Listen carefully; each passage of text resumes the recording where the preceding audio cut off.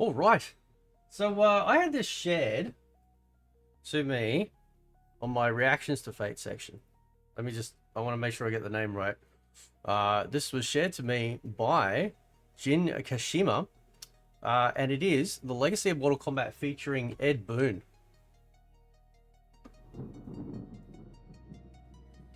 Let's check it out. While we were making the games, we had no idea that it was, really kind of reaching past games into pop culture and whatnot. The design inspiration for the cast, as well as just the game in general, was just our influence from watching movies, comic books, TV shows, anything with action in it. So we. By the way, so this looks like exactly the same setup as the Legacy Collection trailer. So I wonder if this will also be on the Legacy Collection as part of the documentaries. We're certainly the children of the 70s and the 80s growing up. And so a lot of our characters are actually really influenced by those characters. Liu Kang is clearly influenced by Bruce Lee and some of the characters that he's played. Johnny Cage is Jean-Claude Van Damme. Sonya Blade is Sarah Connor. And so it's really just a collection of all the influences that we had put into a group of 4 guys in their back. Like this is what makes me so nostalgic, because this was back when MK was truly great. And I noticed too that they showed stuff from the newer games to reference the characters rather than showing how they originally were, to reference them. It's just I don't know. I just noticed little things like that.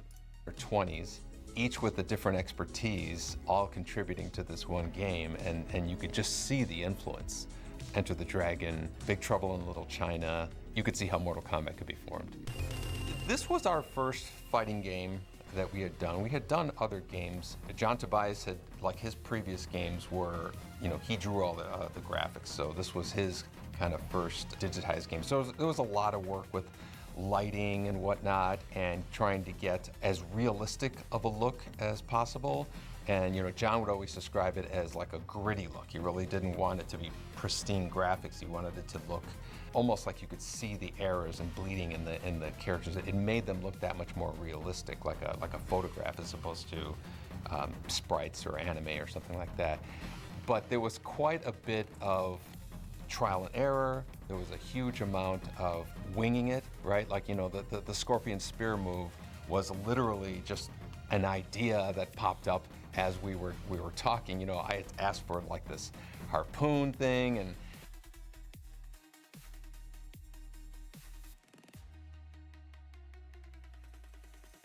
he says harpoon thing, right? You see, a spear is a solid object, right, that you throw.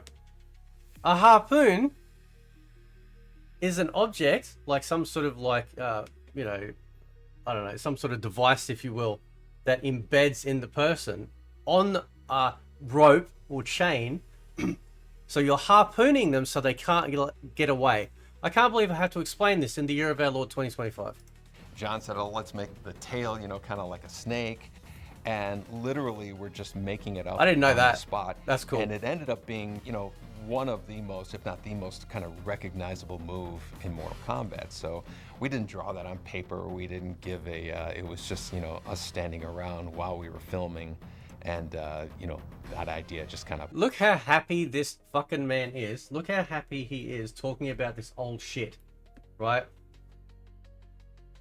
Look how happy he is. Please, just get John back on the team and make Mortal Kombat great again. How hard is it? Right, don't maybe put the hat on. Popped up.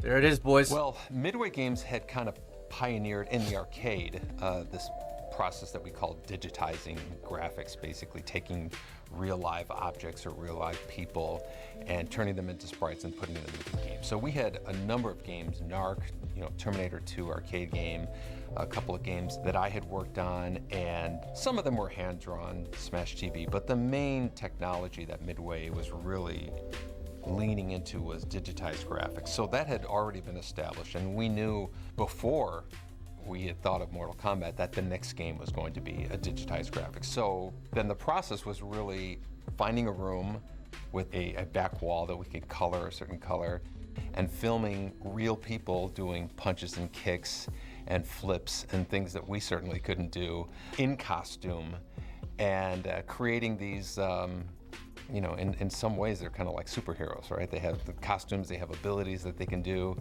That was always part of the plan, but we were just kind of utilizing the technology that we had available to us in a category of games that Midway had never made before. We really thought that, you know, fighting games was a great new category to explore. I do think it influenced other game studios. It also influenced us. Midway released a wrestling game that was digitized graphics as well, and they brought in the actual wrestlers and stuff. So they were really leaning into it with, like, you know, recognizable celebrities. You know, the guys that we used weren't, you know, celebrities at the time, but, you know, the guy who played Doink the Clown, I remember the Undertaker, they were all coming in and doing that. I don't remember a lot of arcade games coming out with that technology, because I guess it was, you know, you had to have a studio, you had to have like an expertise on it. MK2 came along and everything we learned applied to that, and that looked much better than. Well, look how good this game looks still. Oh, look how good it looks, man. The first games. We had a sweet spot there where we were kind of the only kids in town with a digitized arcade game. The core elements that need to be in a Mortal Kombat game are probably some amount of the supernatural, some amount of grounded universe as well. Usually the mixture of the two is a big part of the... Don't show me that slop. I don't want to see that slop. The appeal of Mortal Kombat is putting regular people in a supernatural situation. I think that's a lot of what players experience too, as well as we want to see our characters experience. As far as gameplay, maybe they need to take that and apply it again, right? Imagine, if you will, two graphic options that I've talked. Well, one I've talked about before, which is that they actually have John Tobias actually art, like his actual art style, become the game, right? The characters are drawn in the same vein as you know, John Tobias's characters, the world and everything. So it's got a comic book look, but in Mortal Kombat, his Mortal Kombat style. Dudes, you have no idea how that fucking epic would look. The other thing is, bring back digitized. Now, you don't have to, like, I mean, they're already doing motion capture, right? So they're getting people in there anyway, with all the bulbs and balls and shit all over themselves, and still doing all the moves. So why not just do that? Except, you know, put them back in costume. Or actually, you know what? You don't even need to do that, right? But somehow make it so you actually get some sort of like digitized look again. So they actually look like real people. And whatever face that they use becomes the face of that actual character. You know, but in a digitized way. So it looks like real people on the screen again. You know, not just, oh, they've used, you know, Unreal Engine 5 or 4 and modeled them to look like them. Actually use them, like scan their actual face, put it on the digitized body that somebody else is doing the stuff for, where you can actually see their muscles and movements and everything like that. That's what made the old one so special. My feeling is when you're 33 years old, when you're on your 12th or 13th game, there's a certain amount of new features that we need to introduce to keep the game interesting. Oh, what?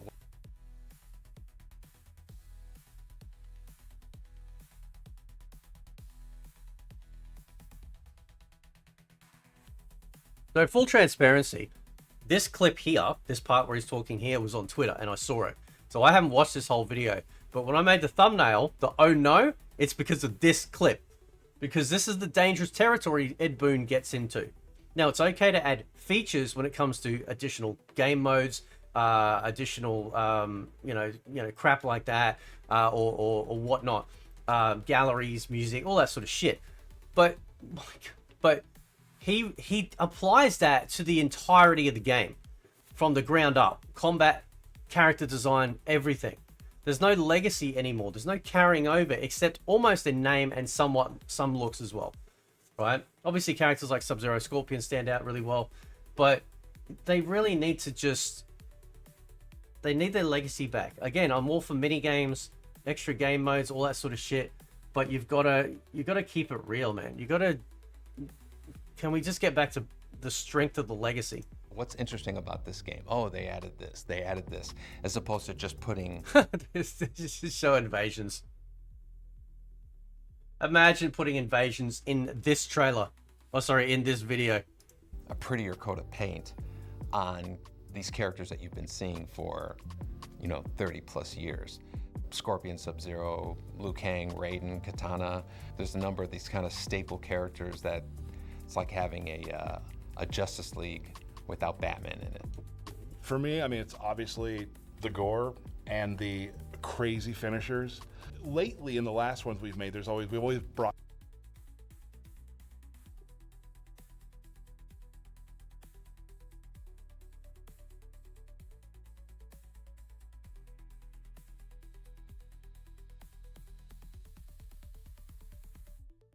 You know what? I kind of paused this at the appropriate time. Tile, last done.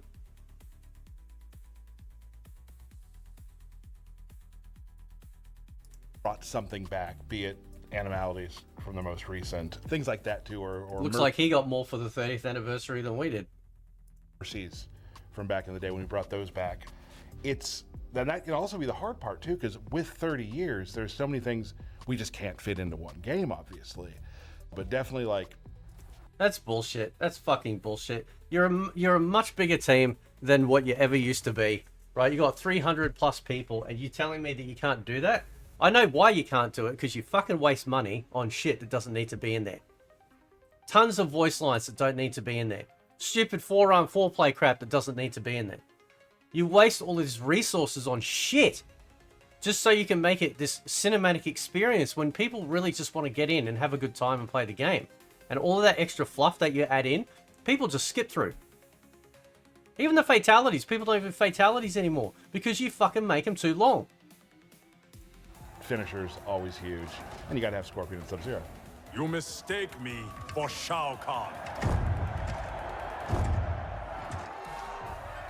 The Biggest cockhead in...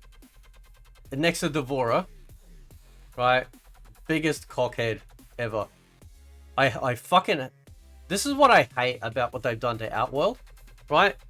They've turned it into, like, you know, the middle of the Sahara. Outworld is not the fucking Sahara. Outworld is Outworld. It's supposed to be purple. It's got its own different aesthetic. You've just basically copied, like, you know, like ancient sort of, like, you know, times and almost like Roman gladiatorial times. And then you got this Aztec shit that they put in there too. I fucking hate Aztec stuff. I fucking hate it. There's something really off about it to me, and I can't stand seeing it and shit. It doesn't drive with me at all. story was really just a couple of paragraphs. There was a bio, and then you would see the character doing like a kata or something. And then there was an ending. What I think a lot of people don't realize is a lot of people filled in the rest of the story with their imagination. We made them a little bit more elaborate in Mortal Kombat 2, but we didn't get into like the, you know, telling a really deep story until, you know, 4 or 5 games down the line, where we had endings that were more animated and whatnot. But there was certainly like a mystery element to the lore, you know, because there was...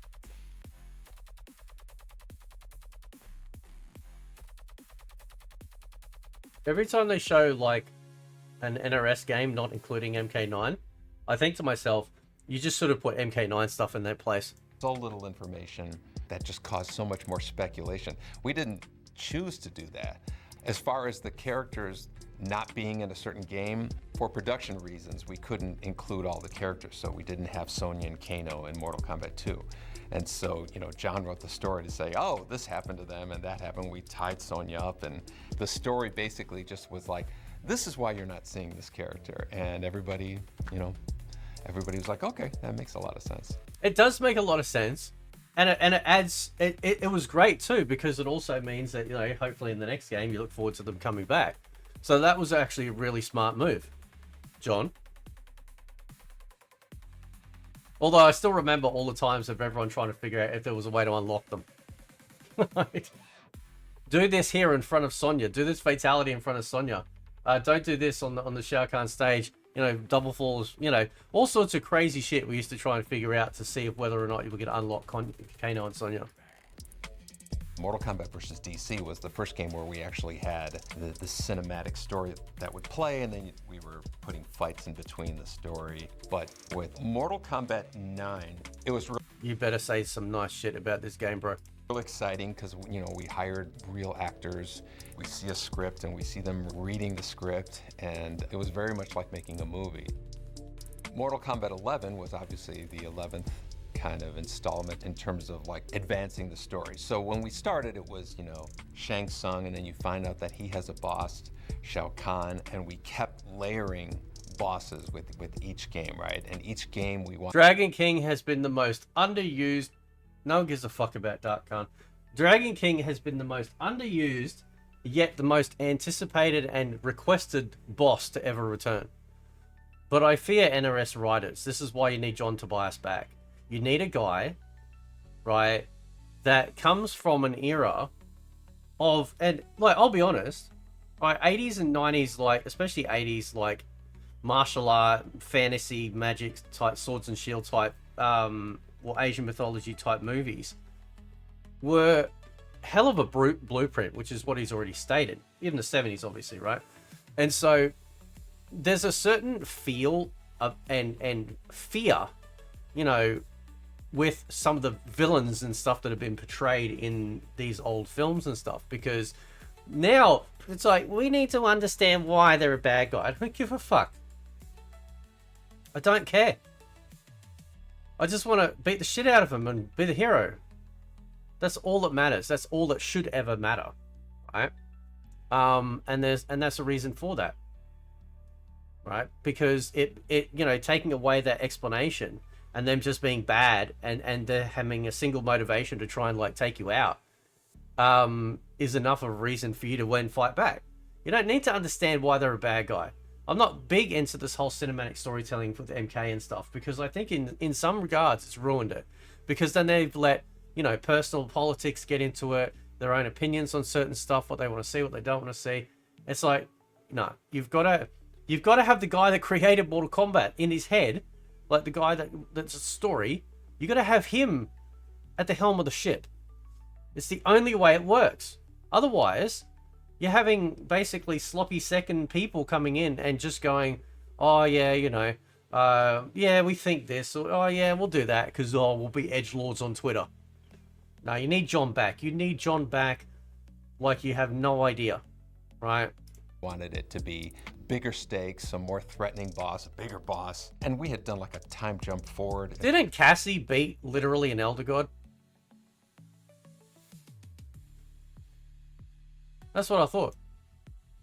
In Mortal Kombat X, all the characters were 25 years older, they had kids and whatnot. When we reached Chronicon, we had gotten so grand. Yeah, shit, it's like Married with Children. Oh god, chronic itch. God, I can't stand this fucking character. Right? Literal twink of the universe. And so big that we were like, you know, we just can't think of yet an even more who was looking down all over all of that, you know. So Liu Kang had won, right? He had become kind of like the new fire god and whatnot. And we thought, you know what, let's try to scale down. But at the same time, we also wanted to kind of plant the seed, like we did in MK11, that there are many Mortal Kombats, and some of them Shang.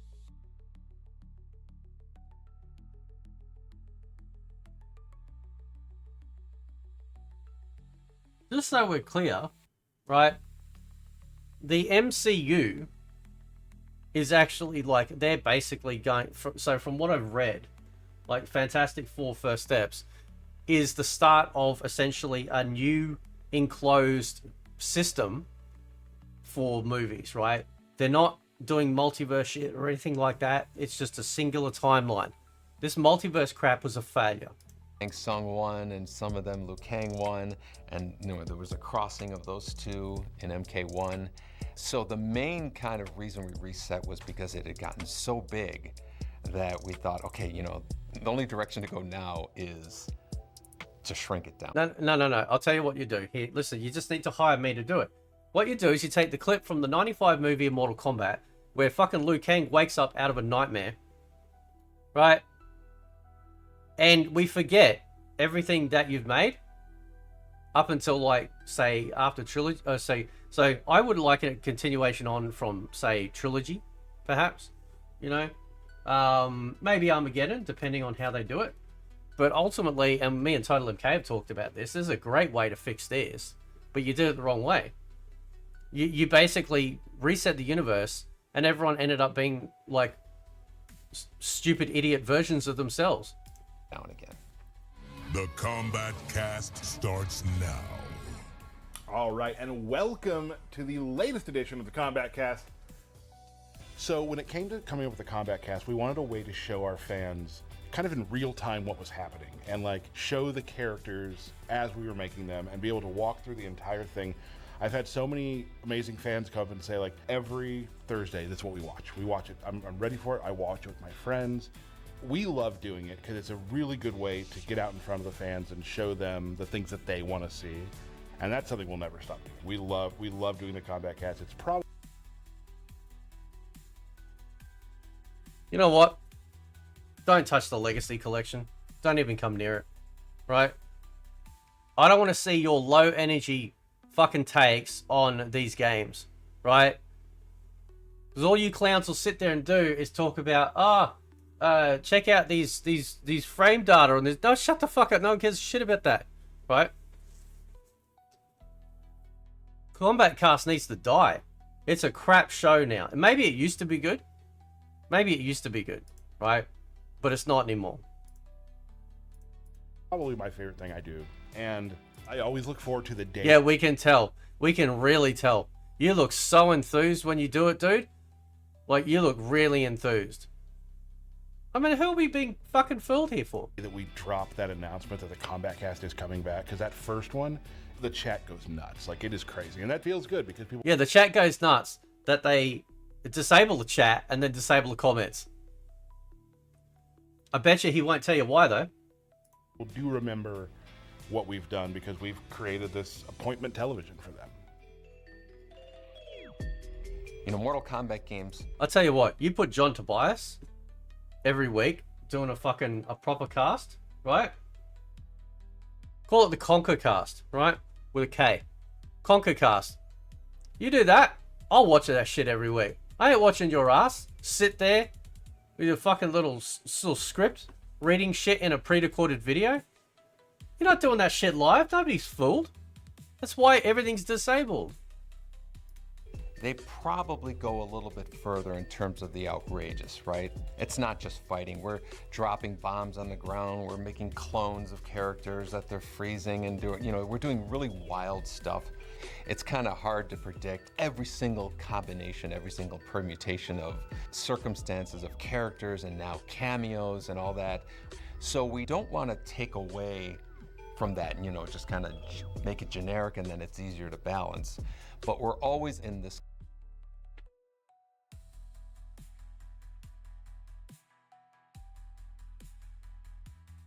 Yes, you do. Because you can't balance. That's the point, right? It takes you a good couple of years, give or take, to even get things. And people aren't still happy right now. If you simplify the combat back to its legacy roots, like every other fighting game has for themselves, then you can add on something simple on top of it as like, you know, cherries on top of the cake, right? Sprinkles on top of your ice cream, right? But you keep the core legacy. This is why it's failing, because he keeps this mindset is like, oh, we got to keep it exciting. You know, it's gonna be boring. No, it won't be fucking boring. Why do you think people in the hundreds and thousands are still playing the old MK games across Fightcade and other means? And then when the Legacy Collection drops, everyone's excited for that. Why? It's not because it's boring. It's more simplified than what we have now in terms of the actual, like, you know, these massive string combos and all this sort of intricate, stupid shit. So why is it that people still love playing the old games? Because they had a strong foundation. Right? And if you've got a strong foundation, you can't be moved off it. This is what he doesn't get. I don't know where along the road he's like, oh, we've got to mix things up constantly. But by doing that, you strip away every semblance of what made it great. It's kind of constant debate of let the player do what they want, but on the other side is still make it a game, still make it a competition, still make it some amount of skill that you're playing in the game, as well as make it accessible for other players. Look at this. Look at this ridiculous. I'm sorry. This is ridiculous shit. Even, right? Look how long it took just to do that. You go watch any sort of competitive MK fight, like in the classic. Well, not competitive even shit like ones that I've been part of, like fighting some of these better players in the community.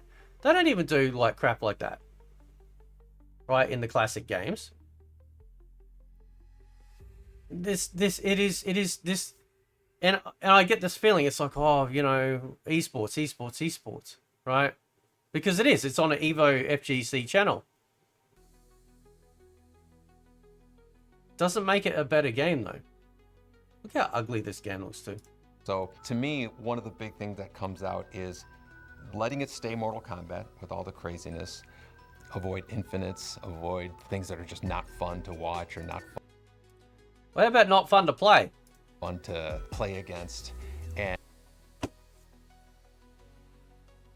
then what does he do? Creates cameos. and maintain the Mortal Kombat while keeping some level of legitimate competition in there. We're asking the question, you know, well, is it still fun? If we remove this part of the move, is it still fun in the game? No, it's not fun anymore. It's not fun because it's become so hyper-focused in the other direction that there's no balance. Mortal Kombat's always had combos, sure. Even in MK1, there's combos, right? They're just not like legitimized on screen with some sort of like readout. But there's always been combos: jump kick, harpoon, uppercut, jump kick, slide, right? Like harpoon, uppercut. That's a 2-hit combo. And then in MK2 we had combos, right? Same way. Then in MK3 we had dialer combos. I want dialer combos to come back, and the only way to do them is if you're touching the opponent, right? And you don't have to have a whole bunch of them or different paths so you get 50-50s and shit. Just make it standard, right? Try and outwit your opponent by the tools that you have, and not in you know, hoping that they guess wrong in some combo string. So they're sitting there going, is he going to go high? Is he going to go, you know, like you didn't have to worry about that with the dialer combos back in the day. You could just stand block, right? But you still take chip damage. This is the thing. It's not like it's Street Fighter or something where you don't take chip damage on standard attacks, right? You're blocking and still taking damage. So why do we need to have all of this bloat on top? You don't. Game. Or does this move just simply break everything and we have to get rid of it? So it's a constant debate with, you know, QA is involved, design is involved, art is involved, effects are involved. A lot of debates and discussion going on. The thing about our design team is they are watching everything. You walk into one of their offices, when they're working on the game, one of the screens has 4 different streams on from different people around the world playing our game. So we're always paying attention to what's happening in the meta. We're always watching every tournament. We have meetings where we talk about all the things like, is this character too strong? What can we do? So they're only watching tournament people. Is that what he's saying? Is that what he's saying here, that he's only watching tournament people? God, like this is why, like every single time a video game, anyone, it doesn't matter which one it is, hyper focuses on competitive play, it always fails. Because because there's no balance. You've got to have balance. Right? Do to make this character stronger. Our design team is really locked in on like where the game is sitting at any given time, and they're always formulating ideas of how to make things better, bring some characters up, take some characters a little bit down, just to try to really get that balance line. It feels really awesome, I think, for the entire team to be involved in something that has their hand in so many different things. Like I remember when this trailer came out, and that's all we got for the 30th anniversary. A fucking trailer. you said, movies, music, all of this sort of things. Oh, hang on. So here on screen, we actually have greatness. MK1, 2, 3, Ultimate, Trilogy. Yeah, I like Sub-Zero's mythologies. 4 gold, Deadly Alliance, Deception, Charlotte Monks, Armageddon, and then these 2 behind me, right? Right there. MK versus DC we'll throw in there with MK9. You can cut off everything else from MK10 onwards, and I'd be a happy chappy, because I don't give a shit about the slop. It's slop. It is slop, right? It's continually getting worse sloppy. I mean, this thing's going to end up fucking soup stew soon. Now, sure, people can like it. That's fine. Like, don't let my opinion sway you on whether you still like something or not. I'm not going to hate people for it. That's just stupid and immature. But I'm going to be honest. Like, the strength from MK9 backwards is far superior than anything else they put out. And as Total MK has pointed out, when MK10 dropped, that's when they even changed the logo. The dragon logo actually changed in how it's actually portrayed. Like, they had to even change the logo, bro, right? We had to take care of it. And I think that's the thing that we really learned, is we have to be really careful with what we do with Mortal Kombat, because it affects so many people and so many different types of pop culture. It makes it important to us. Nobody gives a shit about pop culture, bro. Nobody gives a fuck, right? About pop culture. Okay? I don't care about the impact on pop culture. I just want to have a great Mortal Kombat game again. And the good news is we'll have the Legacy Collection, so you can keep your shit. Right? If you want to keep pumping out garbage that is clearly not jiving with people on a mass majority anymore, that's on you. Right? It's not my investment money. I'm not sitting in an office like, 8 hours a day figuring out how to make something that was so beloved into trash. I always explain to people whenever I tell someone where I work, I'm like, I work in video games. And they're like, what game? And I was like, Mortal Kombat. And you can tell that to pretty much anyone who asks that question, they'll know what you're talking about. Like, when I got the job, my mom knew what Mortal Kombat was. So it's just like, it's just been in the zeitgeist and in the world for so many years. It's one of the biggest games of all time.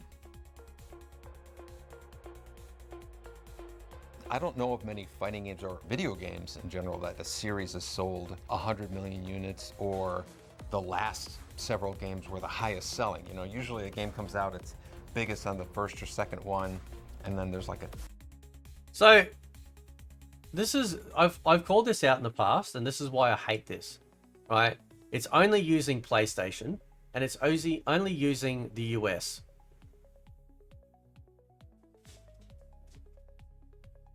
Right, you see the problem here? The United States is not the center of the universe. Okay? And, by the way, this was over the Christmas period when there were sales on too. Look at the dates. Right, from December 14th all the way through to January 4th. 2024 through to 2025. Tails off. We've gone through so many different generations of gaming. Arcade games, multiple console games, from Sega Genesis and Nintendo to N64 and PlayStation, and then all the following PlayStations and Xbox. We've been around and we've had major entries to all of those games.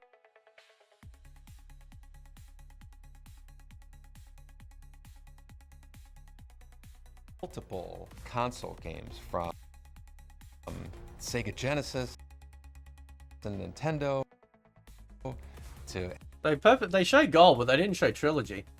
N64 and PlayStation, and then all the following PlayStations and Xbox.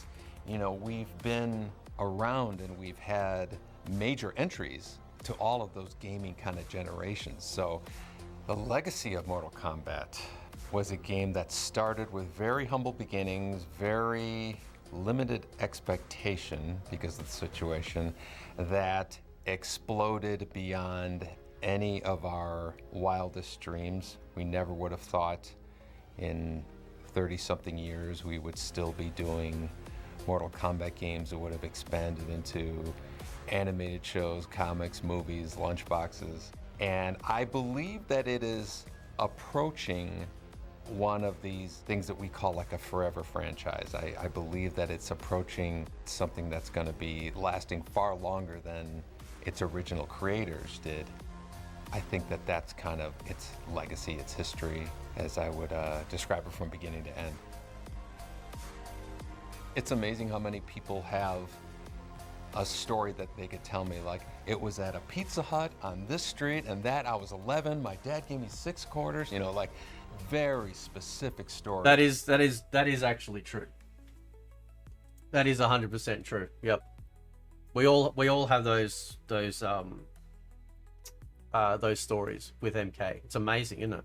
It's about when they first saw MK1 or MK2. What do we got there?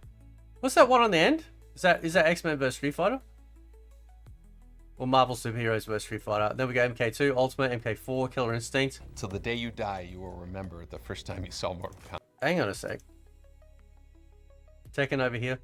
1 or MK2. Till the day you die, you will remember the first time you saw Mortal Kombat. Welcome back, everybody, to Las Vegas, Nevada, here for EVO.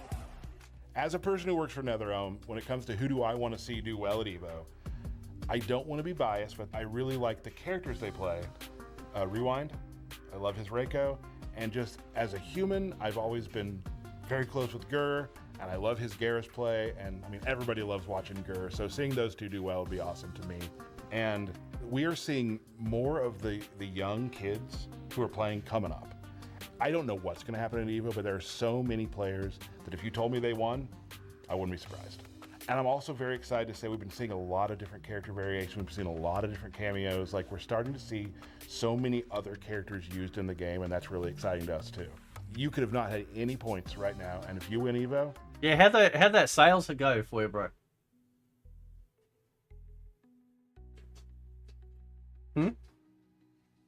What was that? You got like a third of MK11 sales and killed support.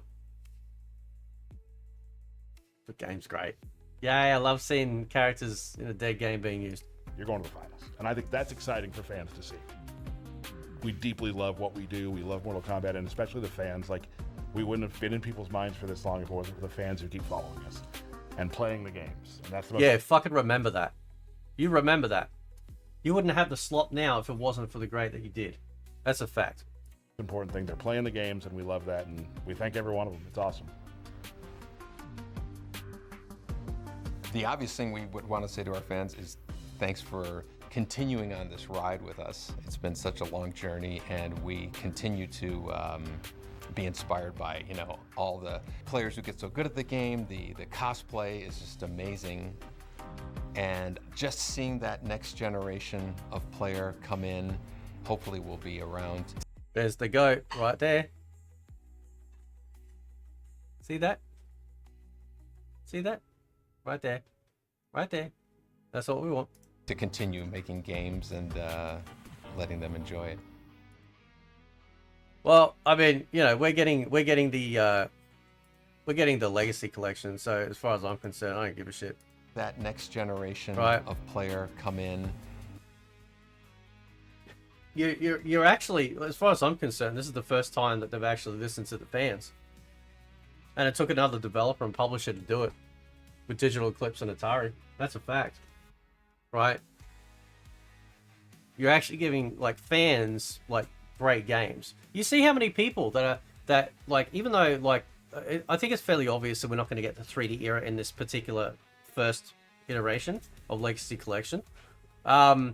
But what's going to happen is that they'll either, if it goes well, which I believe it will, I sure as shit is going to be pimping it out, that you're going to have, you know, you could either have an expansion packs for the 3D era, expansion packs for other versions that weren't included in the initial base one, or they release a standalone version down the track.